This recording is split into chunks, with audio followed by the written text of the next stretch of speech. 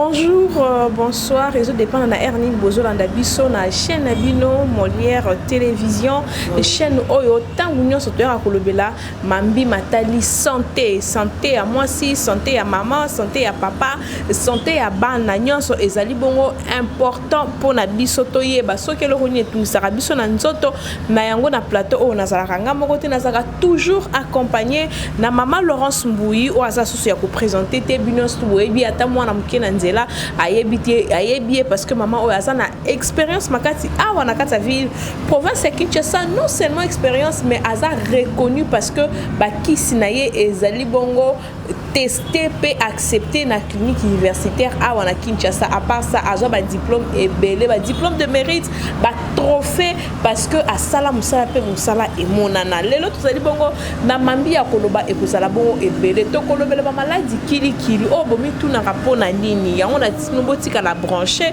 le to kolobela hémorroïde to kolobela diabète to kolobela stérilité to kolobela yo mutozana problème ya diabète vanda na pesa matoi ata ba balobela ko bloko na ezaka lokuta sous chance na yo pe yango o bongo na ko pesa maman. Bonjour. Bonjour journaliste.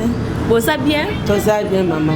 Et mon ani bongo tozo banda émission na biso le sans plus tarder d'ailleurs quand na tu boza so ya représenter to ko se présenter parce que mutu nyonso ayebio tozo kota mbala moko na maman na likambo etali bongo hémorroïde et pas bana basi na Kinshasa bana mibali na Kinshasa et comme lokola maya komelo ko mona mutu ta biso kazange hémorroïde et banda kandenge ni pe guérison na ngweza la kandenge ni. OK, merci. Hémorroïde, mécanisme organique d'hémorroïde. Cela veut dire que la dilatation veineuse, c'est-à-dire la varice, les vraies varices des veines situées au niveau de l'anus qui se relie avec des rectums et puis qu'il y a de causes.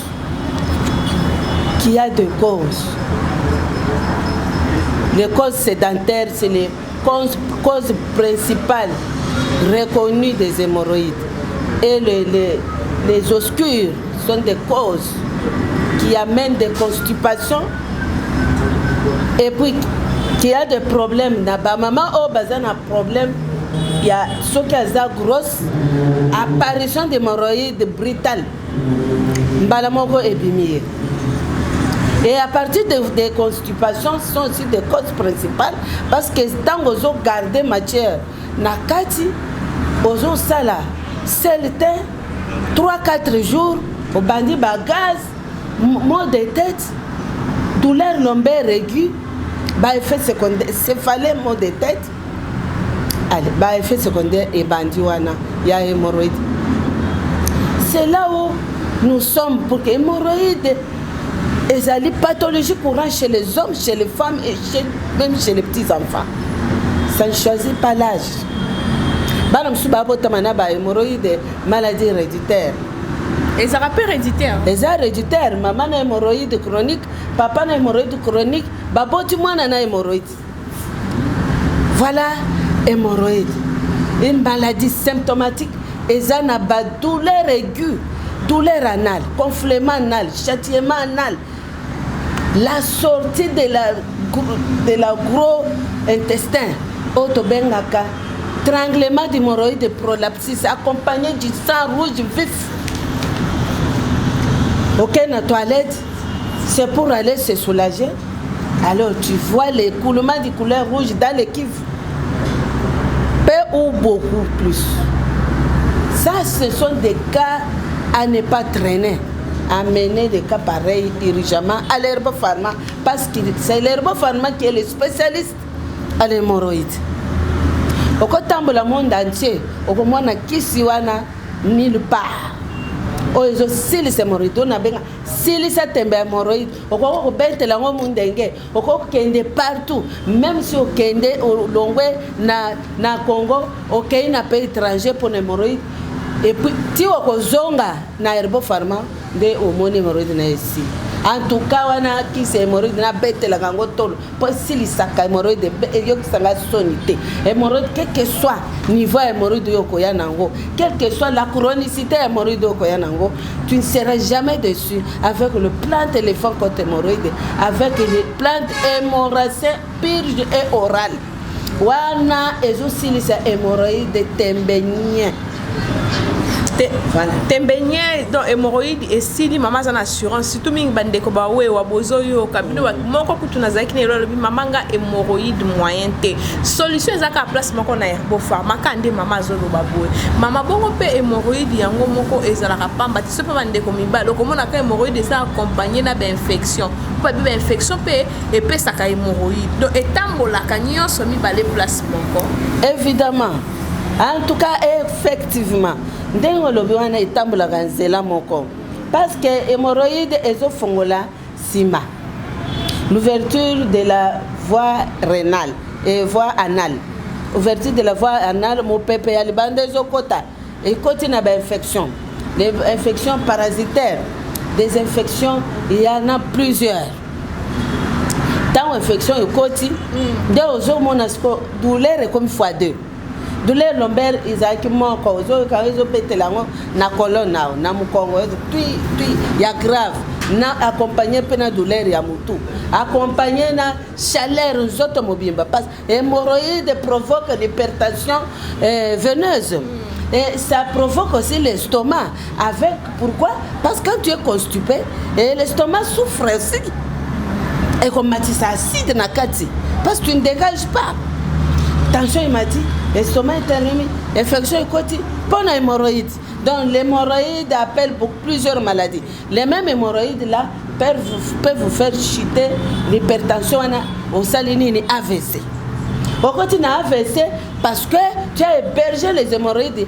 Pendant longtemps, tu as pris les médicaments n'importe où. Tu n'as pas eu la solution. Et puis, tant que tu as AVC, mutakwe ukanisi ke mutakwe wana aza épileptique ou bien akwei soki ni zokane eza AVC dû aux hémorroïdes chroniques mal soignées. Il y a des hémorroïdes qu'on soigne très mal.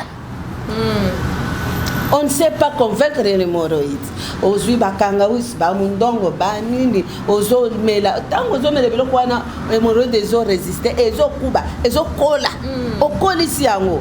Kasi désormais son qui massage au sein de celui qu'on a été il y a qu'on soit plante autorisée une plante qui combat l'hémorroïde jusqu'à la fin c'est l'hémorroïde purge et oral tant qu'on soit attaqué en gros ozo mela ozo kotisa na kati en tout cas c'est fini on a lobby betela ngo ndenge yoko lobaka kake oyoki message bo ovandi omani utona batute mutu akolinga guérison na yo azati bato balingaka ntango moto azomona pasi basali sembla bazosepela soki akufi basali fete mais yo yaka kaka directement ozwa guérison na yo mbala moko parce que hémorroïde emema yo na baétape ya mabe te.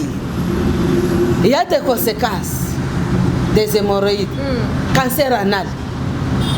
Et quand tu as na sima, c'est poli.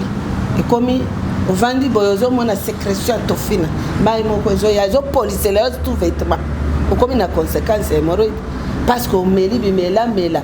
Mutunyo soto akobenga ya kana hémorroïde yo kekuna e ba kubisi yango. Voilà. Et en plus, il y a des symptômes à retenir. Pour et ce que pour y avoir hémorroïde. Première chose, okoyoka d'abord constipation. Libumweza liberté. Okoyoka kingo lokola mutu ya malaria. Obaluka bo mabe oyoka ba crampe musculaire. Okoyoka niti lukosimoto. Oyoka ba king malaki ya malaranga na utu kozwa. Na kakaraté awa. 3 mois na kokite na réchiter kizi ya malaria. Zokande eza hémorroïde caché qui se cache derrière ces malarias là. Kasi on a un traitement ya hémorroïde. On a na malaria kimio, na hypertension kimio, estomac ko kimayo, ba vertige ko kimayo, ba surmenage ko kimayo, ba faiblesse sexuelle nanda ko kozalate. Kasi ko héberger hémorroïde. yo nde maître ba faiblesse. Hémorroïde donc de maman le ça va traitement il y a 3 mois soit bidon non. Les mêmes jours aux bana traitement, les mêmes jours aux a guéri. Les restes ils a pour ils ont la tête comme 5 jours. OK, 5 jours 6 jours papa. Match et Sili hémorroïde adieu hémorroïde. Adieu et fini les récréations des hémorroïdes. Hémorroïdes sakani na bino makasi kasi à partir d'aujourd'hui ça prend fin. OK, maman, tu vas me faire comme telle infection o expliquer maman o avandi na ndako. Na bisika ya koya aya koluka solution ye aboko libe infection moi ezati ya comme mona ndango normal.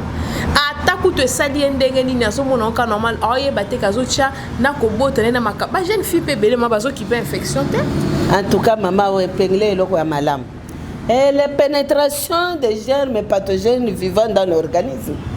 Ezali eloko moko koti donc na mungu na côté liyo na santé na a détruire santé na yo des microbes des infections okoki ko supporter yango te infection mususu bozwa yango ozwa yango lelo okoyeba yango après 7 jours surtout mwana mwasi infection mwana mobali so ozwa yango lelo akoyeba yango après 4 jours okomi koyoka kaka na nzela masuba châtiment oyoki mukusa na nzela masuba si mamukusa wana oke kosuba oyoki passe masuba komi kosuwa yo po ebima esuyo masuba moto masuba ngo couleur ya rouge masuba mususu ya jaune ezosuwa yo si makosuba wana yo mama okomona écoulement de perte blanche bandi kolanda yo weko sous-vêtement komi kopesa solo mabe esika yo finiki bilamba wana okomi koyoka mukusa ozo kwanza otiki bapota tango omona nzoto na poso ya nzoto ezokota ba géographie bapota babibon ba chaud d'épices donc tozana blénorragie omona ovandi bomoto fine ye na kati yango ezoboma microbe kombo nango oyo eza babidon na bino ya ba 5 litres bapesa bino babidon balokota na balabala te bozomona ke eza très bien donc certifié bamballage ya kitoko ya propre ndetse uti na mikila poto mpona koyebisa bino ke sérieux eza koto voilà yango na microbe kombo nango syphilis bacille de coque gonocoque ata ozana chaud d'épices ata ozana chlamydia ata ozana na nini kombo kitoko chlamydia kombo infection mama chlamydia ekotaka mwasi na mobali ekangi libota eza pe dangereux très dangereux so ozwi microbe neti ya blénorragie okobota nango bana omoni boye ozana zemi mai moko ezoya ya mabe ya solo mabe oboti mwana lelo mwana bandi kobelaka na matete mwana miso rouge mwana conjonctivite pochas ekangi mwana afungola miso te microbe ya makasi ekangi mwana na miso mwana po afungola miso po oboti mwana na microbe mwana bandi kosukosu bronchite kaka na maternité oboti mwana na microbe microbe mususu obota na yango ozolela sa libumu passe microbe ekangi sa libumu esala ko passe nyonso ozala na période ya barègle na yo passe oza na période ya règle te kaka passe oza na microbe accompagné microbe yango ekosala mpe batrouble ebele omona microbe wana ekangi yo barègle mensuel ozo régler le système ozo mwana muke ekangi ti omona po komi 3 mois ozo mona période mensuelle te 4 mois ozo mona ezo sauter parce que okoti microbe na kati ya libumu tout comme microbe mususu ekosala chaque jour période mensuelle ezo katana lisusu te soki okoti pendant ba règle na obandi donc okosala yango kaka chaque jour 2 semaines oza nango 4 mois ozo régler kaka eza neti kokata ezongeli eza baeffet secondaire ya bamicrobe ya makasi microbe wana kisi yango tokolakisa yo kosouffrir lisusu te mpasi topesi kisi eza mpona mawa na bolingo ya koyeba osouffrir ebele solution yango oyo bana nyonso ya Congo bazala en bonne santé parce que ça en bonne santé okosala projet nyonso ndenge olingi mais soki malade etio na se makambo nyonso evandi na se Voilà pourquoi on a la bonne foi, volonté à kosunga baninga. Parce que découvrir la plante, le rôle de pharmacie, ce n'est pas donné à tout le monde. Et belé bazana ba plante na bango mais to yebité. Mais oh tozana ngo sûr de tozoloba. D'accord. Oh maman zanango sûr yango nde azoloba parce que ye mokonde azo sala ye mokonde aza en tête na yango ayebi ke eza sur pe ba témoignage ezali eza ba kisi ya lelo lobité ya ba kisi ya kala eza mututa ye kaka yaka sala te aye a expliquer ozo sentir na examen pesio pe ba kisi omoni pe solution. Infection eza na infection locale. Wana esukaka na sali bumu na evandi pe na se yanzela ozwela kango na ekobo. Na infection généralisée et koti même na makila. Okomi komi kwanza soko sokoli ma malili oyoki de mangeaison soto mobimba. Oko wasuku sokola ma malili te. Ba pota ba mukusa ba buibui na nzoto ya microbe o eza visible na bengango infection cutanéenne. Sur infection wana eza na conséquence. Ce que leki makasi eza mal soigné côté aux kisi et kisi wana ezo convaincre microbe te et kokomisa yo ke microbe wana eboma force naturelle na ce qui force naturelle esili okokoma bilanga maladi mutu aleki na koskoso yo zuyango mutu aleki na fièvre yo zuyango diarrhée ozu yango bakomi kobenga mutu à 4 lettres pour nini ozozo bakisi moins inférieur par rapport à infection eza makasi. Tozana MTH, plante antiseptique, un combattant des infections. Yako zoana pour paiement, pour défendre force naturelle nayo. Parce que on kozoa à traiter infection, à cause c'est leur capacité à force naturelle au banda. Ata maladie mususu et yeboye ou melipe qui cité, mais force naturelle et combattre maladie wana. De MTH musala nango yako zo MTH kolekisata na yote na esika yo ozo zo solution te parce que la santé a des goûts de vivre ata okoko so nani na tazana bomengo so santé malamu te en tout cas kima yako zo MTH santé zonga malamu ça c'est un net na prostate ezali glande sexuelle oyo ezali na glande sexuelle o sana ekokozwa volume prostatique et vimbi na benga kango adénome de la prostate.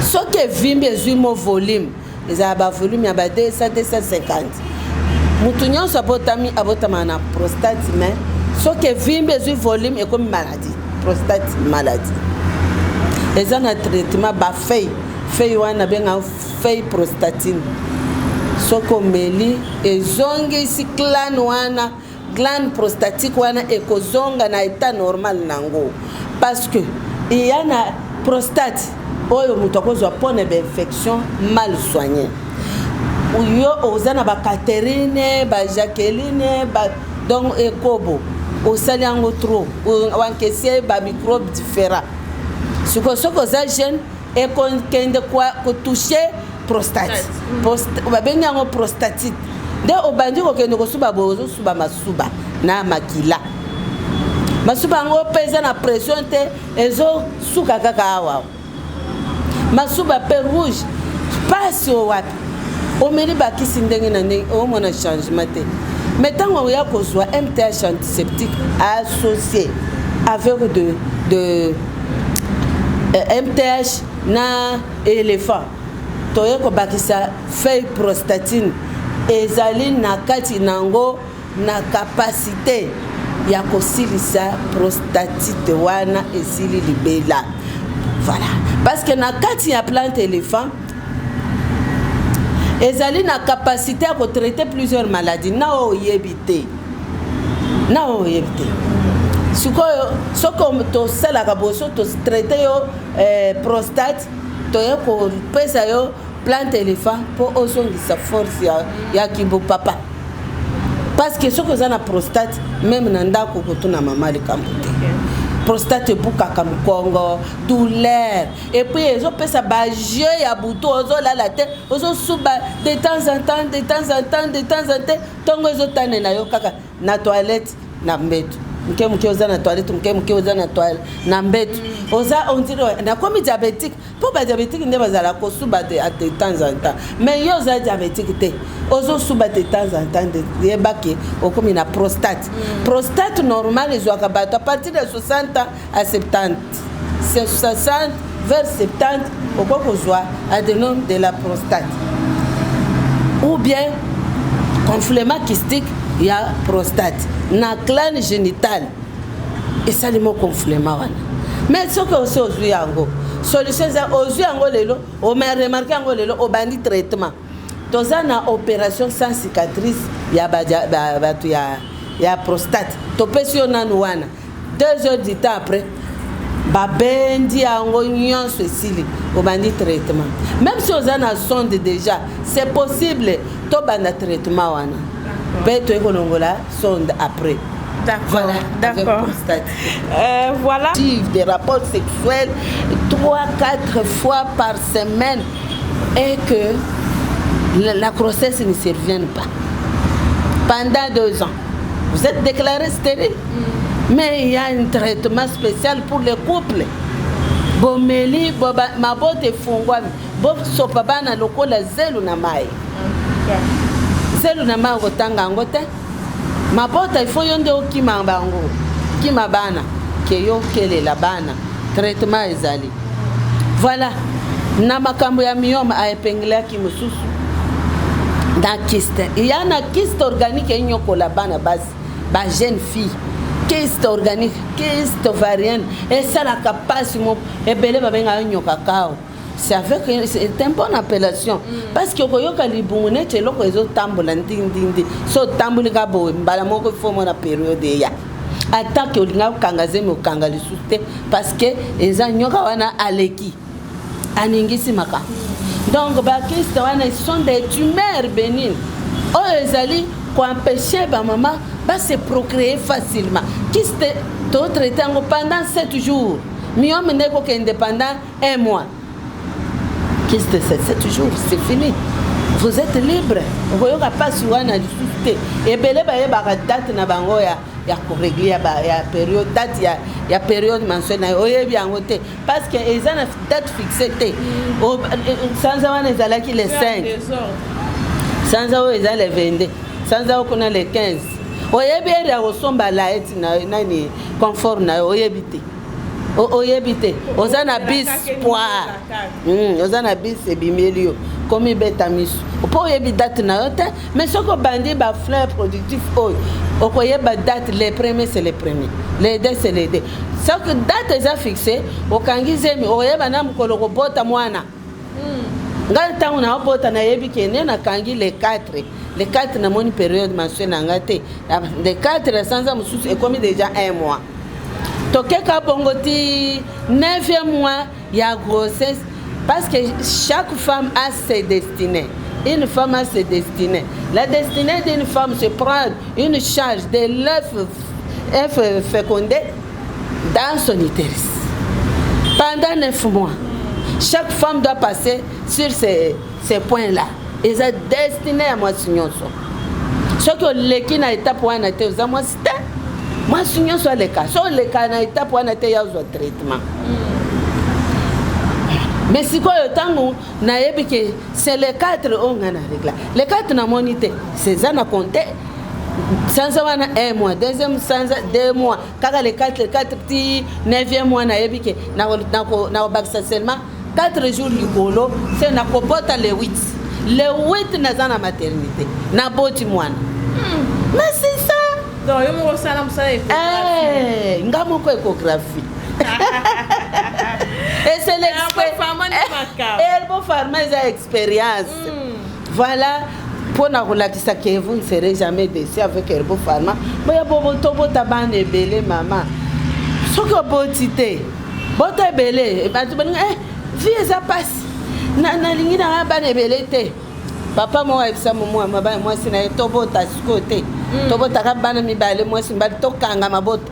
Moi ça ndimi babotika moi simba bakangi mabota. Bana na bakoli. Mobali ayoki posa ya kobota lisusu.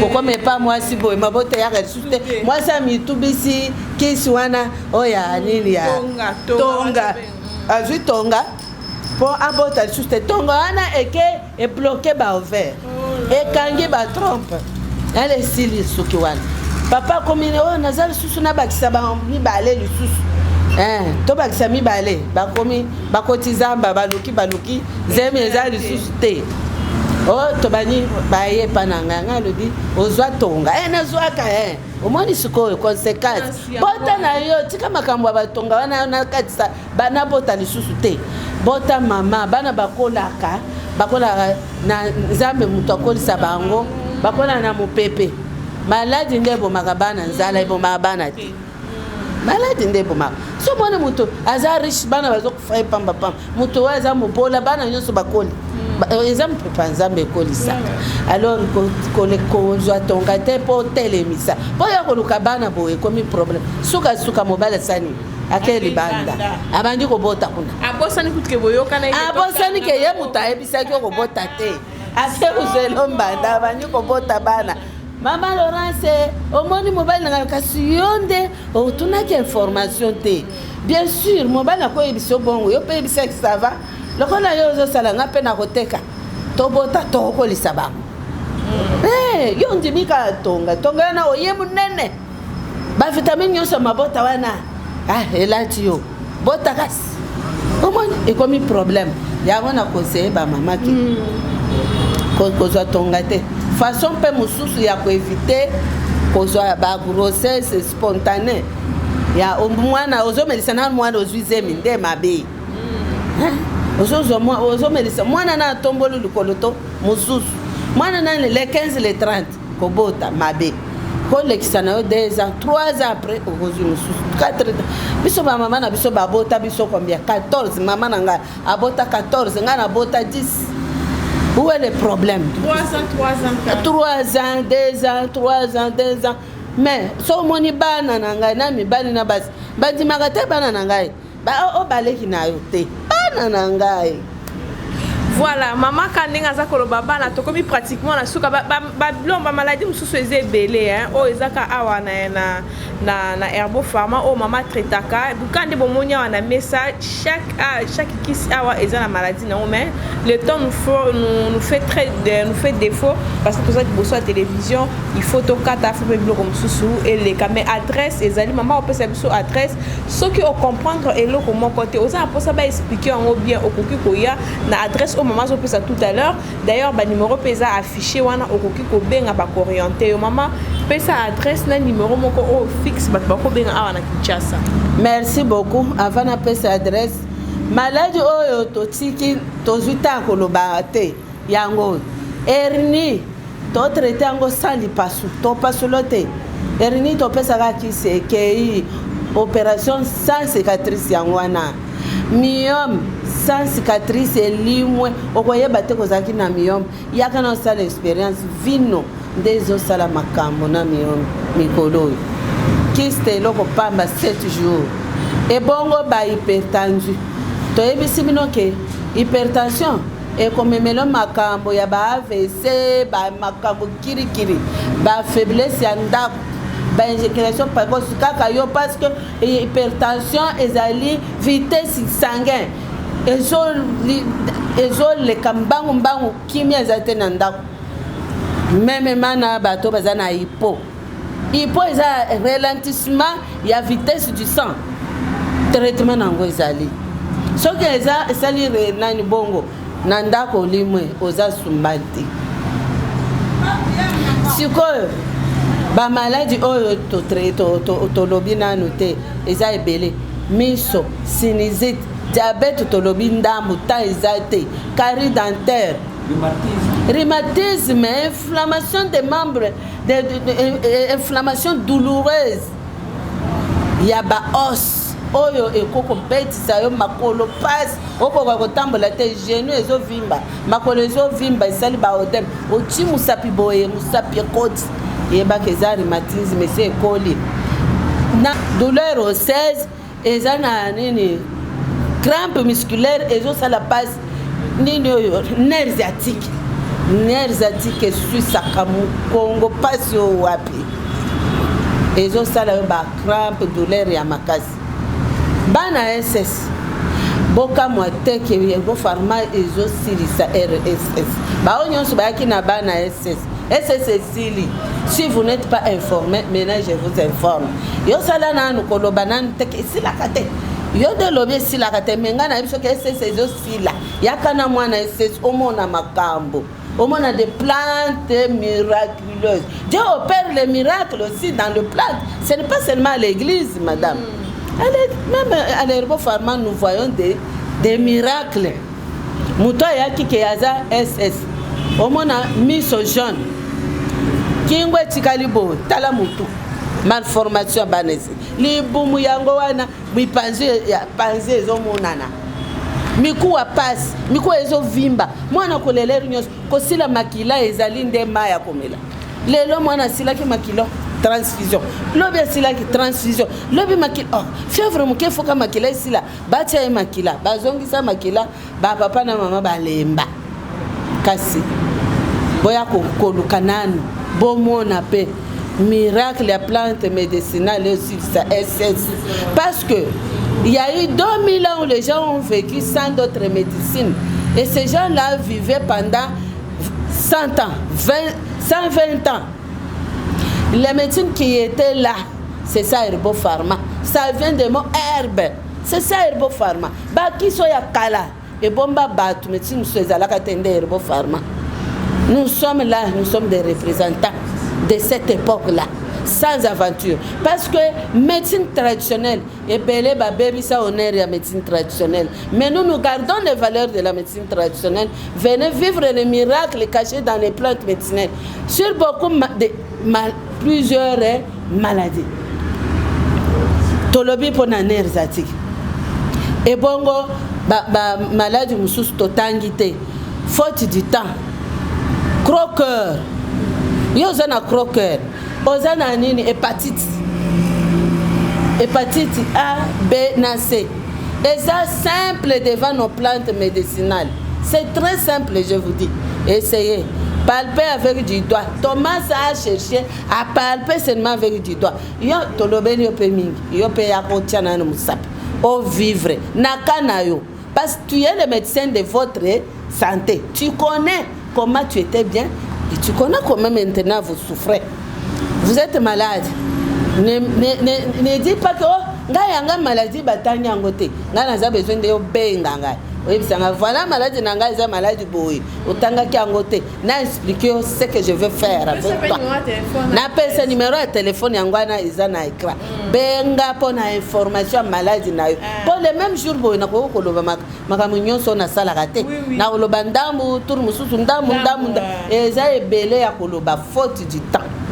Alors banjuta ba mafuta ba makambo ngana lingi to na izonga na poti même si to bota ba 10 enfants oletika la chaussette to zonga sa mafuta ezali nyonso ozana ngo besoin de herbopharma ezali kasi c'est question que oya yo mo benga adresse yango banakini 24 communes bozali yangai ngana zabini boyebi ke na boulevard Lumumba soko zokende neti na aéroport okende neti na Sainte-Thérèse okende Masina ozokende Petro Congo okoleka ngai okoleka nanu ngai soko okomika na échanger okomi pembeni ya mama Laurence oyeti tuna église ya babranamiste baza bavaze na ngai église na école eza ngambu église ngambo ya Ndekewani ngane na vandi bona otala église Shekina yango nde are na bango okiti are pe abatu nyonso comme okitawana pa bavaze okiti wana na gauche na nga ma njili yango pont njili ma njili yango nazo monango okiti na église Shekina avant comme na ma njili tala gauche na yo omoninga ba panneau publicitaire na nga ezali mususu toche na mire mususu eza na balabala eza sika ko limwa te otuni mama Laurence na ebani tout 24 communes pour na bien fait la médecine traditionnelle médecine phytothérapique des bonnes choses. Merci beaucoup. Merci beaucoup. N'a vu notre bozaki scotché bon on émission nos valeurs d'une femme. Yango ekomi na suka to yambela de maman Laurence Mbouyi accompagné na papa Sylvain azali bon représentant na ye na ville ya Brazzaville. Merci beaucoup. Na bande ko bozaki na sima ya caméra na technique. Merci pour na musala bosali. Peut-être écouter prochainement. Au revoir.